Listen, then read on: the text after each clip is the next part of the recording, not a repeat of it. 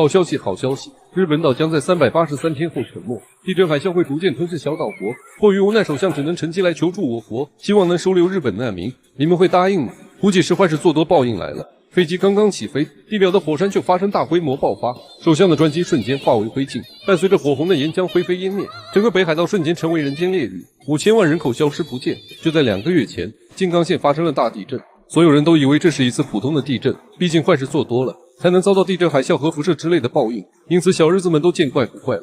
就在几天后，漂亮国发来贺电，不对，是发来监测数据。根据他们的专家判断，岛国将在不久的将来会彻底沉入海底。具体原因如下：日本岛和太平洋板块接壤处开始变形，形成了一个巨大的石球。随着时间的推移，重力会越来越大，很快巨石就会完全将岛国拖入海底，大概拖到18层地狱那么深才会停下。这可不是我猜的，而是漂亮国的专家说的。根据模拟数据显示，留给岛国的时间只有1万多天了。首相听后陷入了深思，立马派出水下专家一郎去实地勘测。不看不知道，一看吓一跳，水下情况远比他们想的要复杂。经过多轮数据分析计算，留给他们的时间只有338天半。一郎不敢相信这是真的。一郎马上来到国会做报告，他在板块交汇处发现了大量远古石虫，而这些虫子体表光滑，因此很好的充当了润滑剂的作用，这就加速了下沉时间。もしその仮説が正しいとすれば、日本が沈没するまでの時間。今回のシミュレーションモデルは302秒。実日数に換算すると300。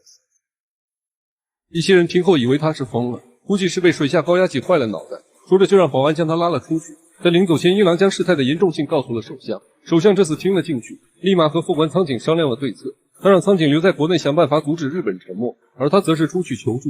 首相这次没有选择漂亮国，估计心里清楚找了也是白找，于是乘坐专机准备前往我国。但千算万算没算到今天火山喷发，刚升天就升天了，整个北海道成了人间炼狱，而这仅仅是个开始。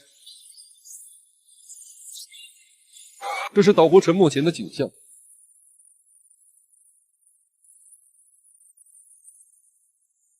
整个国家都在不停地发生地震和火山喷发，此时的岛国陷入一片死寂，人群出现了恐慌，超市被洗劫一空，有钱人都在排着长队逃离，银行破产，股票崩盘。为了稳住民心，新上任的临时首相发布了一段视频，谎称小岛还有5年才会沉没，所以千万不要慌，政府有的是时间来转移国民。市民听后纷纷相信了他的话，继续过着喝酒吃肉的生活。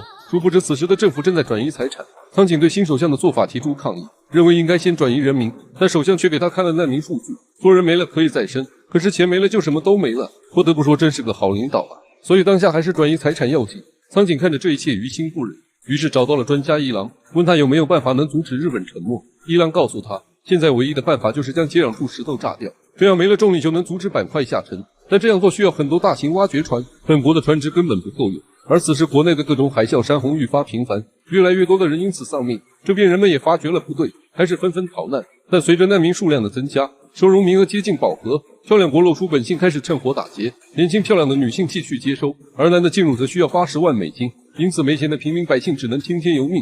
苍井不忍心就这样看着百姓受苦，于是通过多年积累的外交人脉，很快就召集了全世界各地的大型挖掘船，立马在海上展开了作业，通过大型立柱钻头打孔，然后再由潜水艇安放炸弹。在一郎的指挥下，一切进行得很顺利。可就在这时，海底传回不幸的消息，就在潜艇准备装填炸弹时，海底发生了强烈的泥石流灾害，潜艇唯一搭载的核弹掉进海底深渊，这下完蛋了，因为他们只有这一艘潜艇可用。而此时地面上的危机愈加严重，这是值得庆祝的一天。岛国快要沉入海底了，万丈高楼瞬间倒地，18级地震千米海啸让整个岛国几乎灭绝。大阪、奈良、京都、名古屋相继沉入海底，大批难民来到海边等待救援。可救援还没等到，却等来了大海啸。你说气不气人？接踵而至的灾难让上万人无家可归，外面山火更是延绵不息。仅仅1天时间，5000万人就失去了生命。随着难民疯狂涌入其他国家，各国民众意见很大，走上街头抵制接收日本难民。而漂亮国更是趁火打劫，开始大量低价抛售日本国债，导致岛国经济直接崩盘。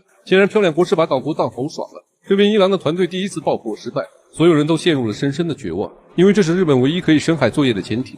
就在这时，学生井上自告奋勇，他请求用报废潜艇来尝试一下，但却遭到一郎的拒绝，因为开着他下去就意味着有去无回。但现在国家正面临存亡大难，所以井上选择舍家报国。很快，这艘报废潜艇下水了，开始一切正常。但是当下潜到3000米时，潜艇的外壳已经被高压挤得变形，船体很多功能开始失控。幸运的是，他发现了那枚丢失的核弹，就在准备收回时，海底地震再一次发生，炸弹连同潜艇一起掉进了深渊。危急时刻，井上用尽全力控制机械臂抓住了炸弹，但此时潜艇的能源已消耗殆尽，留给井上的时间只有15秒。他丢掉船上的所有配重，但这也意味着他再也回不去了。潜艇很快就上升至爆破点，终于在潜艇断电的最后1秒完成安装，而他也永远留在了海底。随着水面炸起的蘑菇云，岛国沉没的危机终于解除，一切都恢复了正常。苍井在这次灾难中表现英勇，所以被推选为新的首相。这是日本人自己拍摄的灾难电影，不得不说还挺有自知之明的。如果真有一天岛国快要沉没，你会同意接收日本难民吗？